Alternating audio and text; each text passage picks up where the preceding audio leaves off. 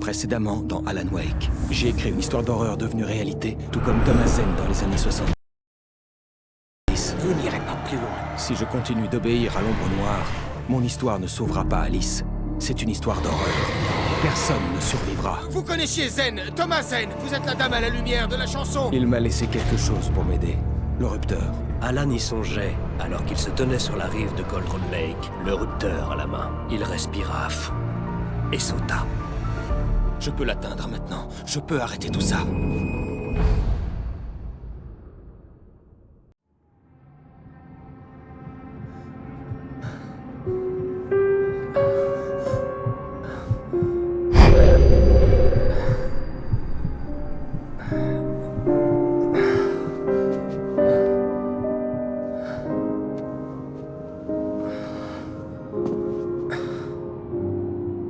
J'avais la gueule de bois. Ma tête allait exploser et la lumière me faisait mal aux yeux. J'avais besoin de lunettes de soleil et d'antalgiques pour calmer la douleur. Dans l'un de mes plus grands moments d'égarement, j'ai même juré d'arrêter de boire.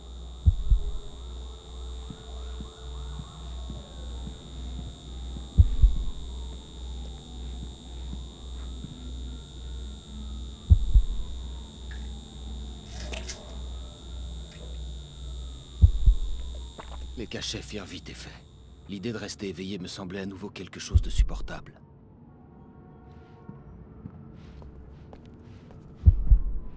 La lumière me jetait des aiguilles dans les yeux. J'avais besoin de mes lunettes de soleil.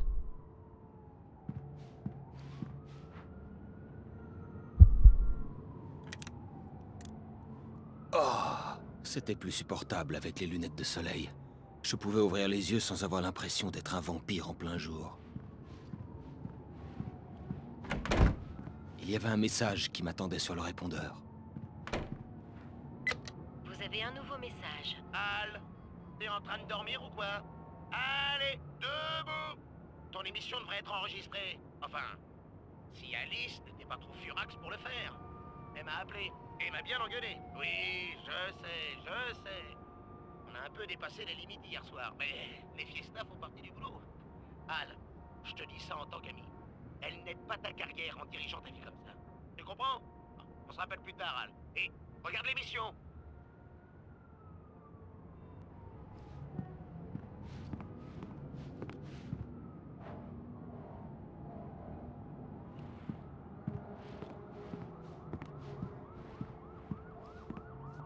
La veille, j'avais été invité dans une émission pour parler de mon dernier livre.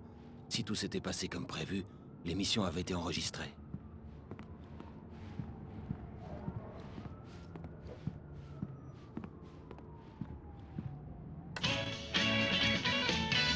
Mesdames et messieurs, bienvenue à tous dans le Harry Garrett Show. Merci à tous. L'émission de ce soir va être fabuleuse. Je suis en compagnie de l'auteur à succès Alan Wake pour évoquer son dernier roman, The Sudden Stop. Ouais, super bouquin, achetez-le. Non, c'est un bon livre. Écoutez, je vais être honnête. Est-ce raisonnable? Non, mais je le fais quand même. J'ai des gens ici qui lisent pour moi parce que je suis débordé. Mais celui-ci, je l'ai lu en entier. Et sincèrement, je l'ai adoré. Waouh, merci. Bon, ça risque de déflorer l'intrigue pour ceux qui ne l'ont pas lu. Mais enfin, au vu des ventes, il n'y a que 2 personnes dans ce pays qui ne l'ont pas encore lu. Mais ce nouveau roman met en scène la mort du personnage principal, Alex Casey, l'inspecteur dur à cuire de New York. Beaucoup s'en sont indignés. Pourquoi avoir tué Casey? Mais où aviez-vous la tête, bon sang? Bon débarras. Non, sérieusement. 7 ans et 6 livres, ça fait vraiment très long. C'était un compagnon de travail franchement trop déprimant. J'en ai bien profité, mais il arrive un moment où il faut explorer de nouvelles voies. Mon prochain livre reflètera ce changement de cap. Espèce d'égoïste. Vous ne pensez vraiment qu'à vous. Vous nous avez bien distraits pendant toutes ces années. Maintenant que vous le dites, Casey était un type déprimant. Il n'a jamais eu de chance avec les femmes sur le plan amoureux. Au fait, c'était autobiographique? Oui, c'est vrai, les amis de Casey avaient un peu tendance à mourir. Avec Casey, tout n'était que douleur. Mais non, il n'y a rien d'autobiographique là-dedans. Je suis marié et heureux. ma femme et ma muse. Félicitations, nous voilà rassurés. Alors, comment se déroule votre tournée promotionnelle? Bien, très bien. Mais je dois avouer que je serais content de retrouver New York. On a beaucoup parlé de vous dans les journaux. Pas mal de fêtes et... Vous vous êtes battu avec un paparazzi. Bon, écoutez, ce type me cherchait vraiment des noises. J'ai pété les plombs. Je sais que j'aurais pas dû. Vous êtes connu pour vos coups de sang. Oui, mais je vous rappelle que j'ai aussi écrit plusieurs livres. Votre nouveau roman s'intitule The Sudden Stop et il est disponible en librairie. Aux 2 personnes qui ne l'ont pas encore acheté, courez-y maintenant. Mesdames et messieurs, c'est tout pour ce soir. Je tiens à remercier tous nos invités de ce soir. Alan Wake, Sam Lake, une dernière grimace pour la route, Sam? Et voilà. Merci à nos invités musicaux, les Poets of the Fall. Merci à vous et bonne nuit. Au moins, j'avais fait de l'humour. Je me dis que je pourrais m'en remettre. Hé, chérie, tu as regardé l'émission? Je n'ai pas dit de bêtises, si c'est vraiment ce qui t'intéresse. C'est bon, grognon. Tu veux que je te donne l'aspirine? Tu vas me reprocher d'avoir trop bu, c'est ça? Tu sais quoi? Retourne te coucher, Alan.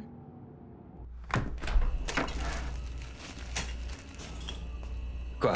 Tu veux même plus me parler? Ce matin, j'étais furieuse parce que tu avais dit que tu rentrerais à minuit, alors que tu es arrivé à 7h et que tu t'es quasiment évanoui.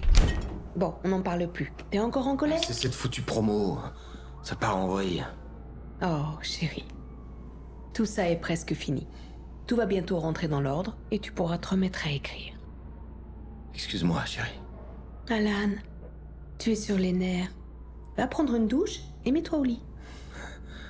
Ouais, t'as raison. Désolé, quand ce sera fini, on partira tous les 2 en vacances, hein? Juste toi et moi, loin de tout ça.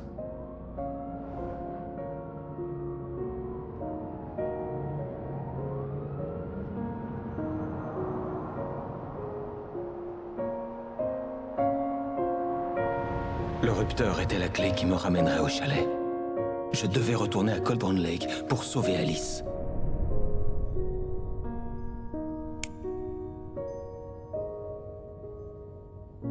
Il faut que je retourne au lac pour arrêter tout ça. Je vais écrire une fin à l'histoire du manuscrit, une fin à moi, et tout rentrera dans l'ordre. Pourquoi tu l'écris pas ici? La dernière page est dans la machine à écrire. Il faut d'abord que je la lise. Il faut que tout soit parfaitement réglé. Zen a voulu brûler les étapes, et ça a foiré. Ok, c'est quand vous voulez. Je suis désolé, Sarah, mais je dois régler ça tout seul. Barry, prends son arme. Miss Weaver, fermez la porte derrière moi.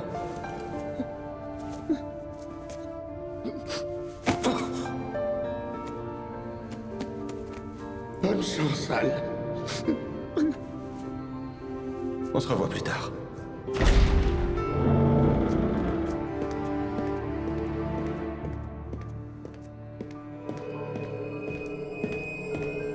Quand je suis sorti, il faisait beau et chaud.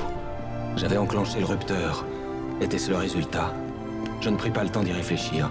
Je devais profiter de la lumière pour me rendre au lac. Sur la page de Zen, j'avais été au bord de Cauldron Lake, prêt à utiliser le rupteur. C'est là que je me rendais.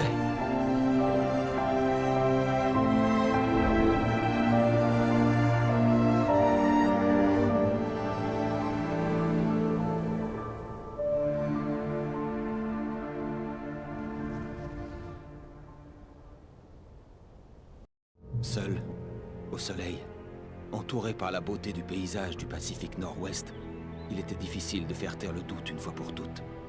Je pouvais toujours tout mettre sur le compte d'un rêve, d'un délire. J'avais assez d'imagination pour inventer une chose de ce genre. J'étais resté dans le chalet tout ce temps, enfermé dans une histoire à l'intérieur de ma tête, ayant perdu l'esprit à la mort d'Alice, comme Hartman l'avait prétendu. Impossible de le savoir. Je me disais que peu importait. Mon destin était tracé.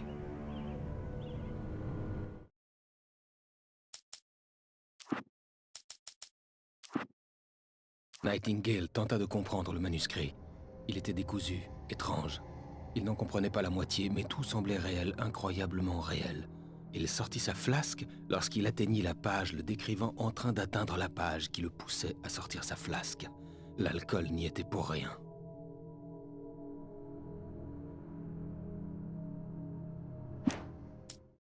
Nightingale sentait qu'il ne maîtrisait plus rien, mais il tenait fermement l'arme dans sa main.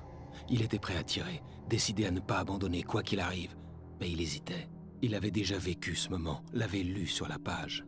Il était pétrifié par l'impression de déjà-vu et le fait de découvrir qu'il était un personnage d'une histoire que quelqu'un avait écrite. Soudain, la présence monstrueuse déboula dans son dos et s'empara de lui pour l'entraîner dans la nuit. L'ombre qui arborait les traits de Barbara Jagger était furieuse. L'histoire du manuscrit l'avait rendue plus forte avec le temps, mais la lumière avait libéré l'écrivain et avait blessé l'ombre, l'affaiblissant.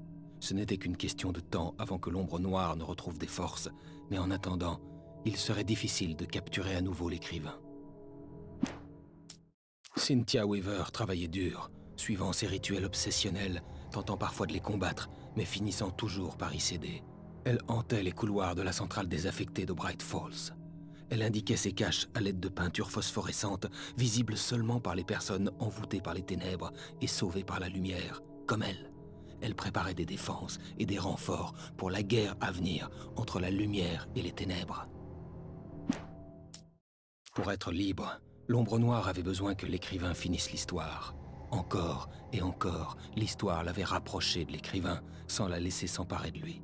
Elle était entravée par les événements du manuscrit, mais elle pouvait poursuivre l'écrivain indirectement, confier la tâche à d'autres et arrêter ceux qui l'aideraient. Elle prit tout sur son passage, utilisant les gens comme des pantins, les lançant à la poursuite d'Alan Wake. Alice avait hurlé jusqu'à ce qu'elle n'ait plus de voix. Autour d'elle, les ombres étaient vivantes. Elles étaient froides, humides, malveillantes et interminables. Alice était prisonnière, piégée dans l'antre noir. La terreur aurait pu lui faire perdre l'esprit, mais une chose lui permettait de tenir. Elle sentait Alan dans les ténèbres. Elle l'entendait. Elle voyait les mots qu'il écrivait sous forme d'ombres vacillantes. Il la sentait lui aussi. Il essayait d'écrire un chemin jusqu'à elle. Barry était dans son élément, passant des appels, déclenchant des événements, même s'il ignorait de quoi il s'agissait. Il ne laisserait pas la fliquette se faire descendre, même si chaque bruit de l'extérieur, et il y en avait, le faisait sursauter. Il ne s'était arrêté que pour envoyer un SMS à Hal pour lui dire de se manier. Soudain, Barry se figea en plein appel. Une vitre se brisa quelque part, puis les lumières s'éteignirent. Barry se releva à l'intérieur de l'épicerie générale de Bright Falls et se débarrassa de la poussière. À côté des conserves de haricots se trouvait une caisse verrouillée contenant des lance-fusées. Et en plus, voilà qu'il y avait un baril rempli de pieds de biche. Le sourire de Barry s'élargit en songeant que c'était la scène de film classique dans laquelle le héros doit s'armer jusqu'aux dents. Barry endossa ce rôle sans hésiter. L'histoire que j'avais écrite dans le chalet s'était réalisée. Envoûté par l'ombre noire, j'avais écrit une histoire d'horreur, mais il en manquait la fin. L'histoire était incomplète, et la dernière page inachevée du manuscrit était encore sur la machine à écrire du bureau du chalet. Si je pouvais y retourner, si je pouvais la lire, je pourrais écrire ma propre fin à cette histoire et sauver Alice. Sarah commençait presque à se relaxer. Peut-être réussirait-il à s'en sortir. Soudain, un son strident se fit entendre, comme une scie circulaire déchaînée, alors qu'une centaine d'oiseaux faits d'ombre se jetaient dans le rotor. L'hélicoptère fut secoué violemment, et le tableau de bord s'alluma, confirmant ce qu'elle savait déjà. Ils allaient s'écraser. À ses côtés, Barry Wheeler hurla. Thomas Zane savait qu'il devait éliminer ce qui avait produit cette horreur, y compris lui-même. C'était le seul moyen de chasser l'ombre noire qu'il avait libérée et qui le regardait à travers les yeux de sa défunte bien-aimée. Mais il savait aussi que malgré tous ses efforts, elle pourrait revenir un jour, si bien qu'en s'effaçant lui-même et son travail, il ajouta une faille en guise de garantie, une exception à la règle. Tout ce qu'il avait mis dans une boîte à chaussures lui survivrait.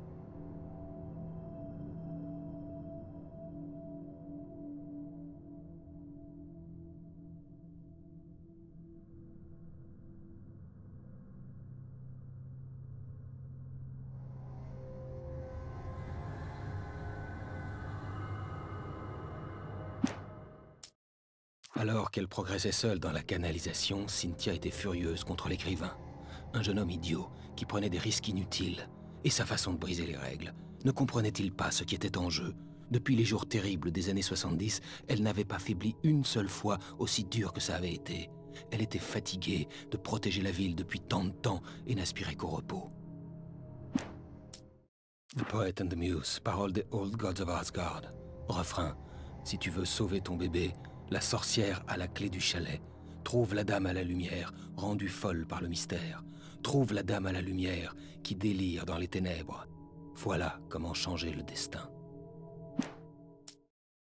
Children of the Elder God, paroles des Old Gods of Asgard. Premier couplet et refrain. Guerriers, porteurs de flambeaux, venez libérer nos rêves, éclairer cette nuit gorgée de monstres d'un autre monde.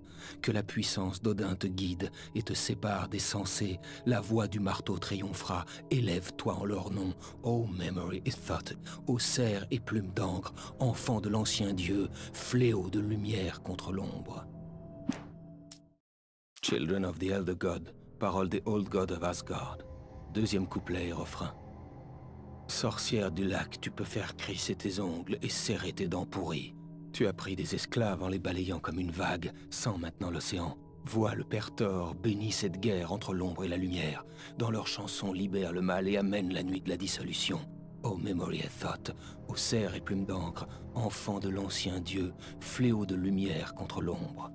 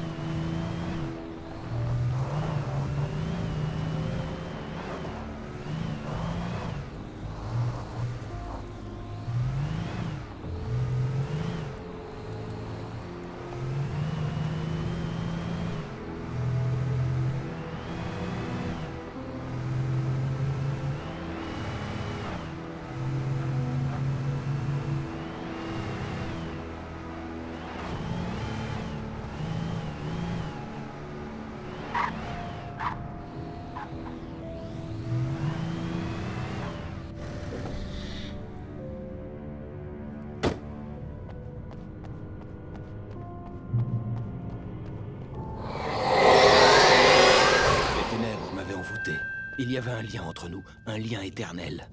Je pouvais encore sentir leur présence se rapprocher.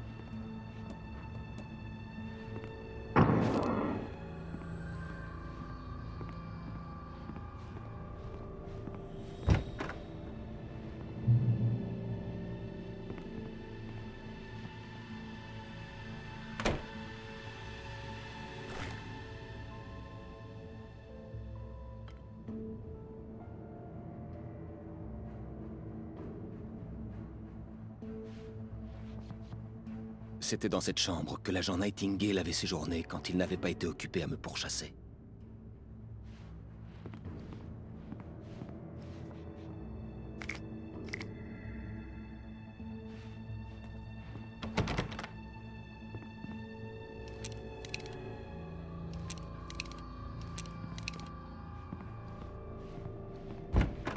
Veillez sur vos collègues.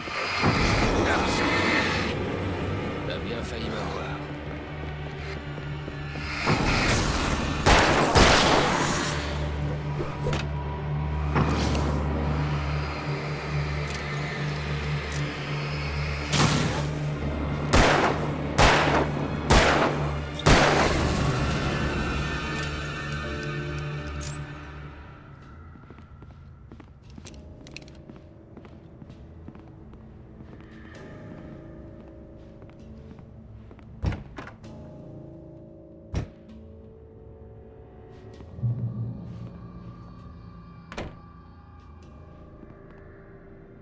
D'après la signature sur le registre du motel, l'agent Nightingale avait séjourné dans la chambre numéro 2.